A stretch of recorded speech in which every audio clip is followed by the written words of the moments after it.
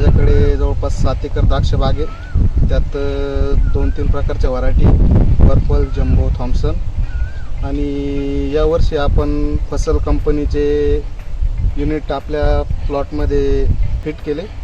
त्यामुळे आपल्याला water management चांगल्या पद्धतीने करता आली आणि प्लॉट पण खूप चांगल्या पद्धतीने तयार झाला होता. पाणी नियोजनामुळे यावर्षी एप्रिल छाटणीला आम्हाला एकसारखा आला. त्यानंतर जे तुम्ही बघताय आता की सबकिन जवळपास प्लॉटची पूर्णपणे झालेली आहे. 80% ते 90% प्लॉट एकसारखं सबकिनला आलेला आहे, एकसारखेपणा आलेला आहे. त्यामुळे आपलं काय झालेलं आहे, जी सबकिन आहे ती सबकिन एकाच वेळेस झाली.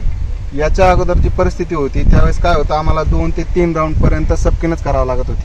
त्यानंतर बराचसा खर्च पण आमच्याला वाढत होता. यावर्षी एकसारखेपणा आल्यामुळे पूर्ण एकाच राऊंडमध्ये सबकिन पण झाली प्लॉटची. ही परिस्थिती दिवसेंदिवस आमच्या प्लॉटमध्ये वाढत चालली होती, ओलांडे मुके होत चालले होते. यावर्षी काडी नियोजन चांगली झालेली, काडी भरपूर तयार पण झालेली. त्यामुळे आपल्यावाले उत्पन्न पण बऱ्यापैकी वाढणार, त्यात काही शंका नाही.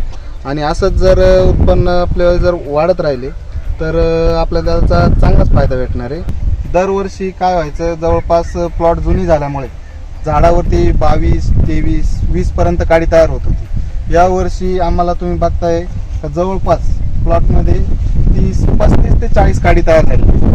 त्यामुळे उत्पादन पण वाढण्याची खूप सारी शक्यता आहे. त्यामुळे माल पण जास्त निघणार आहे आणि काडी पण खूप एकसारखी तयार झाली, खूप छान काडी तयार झाली आहे.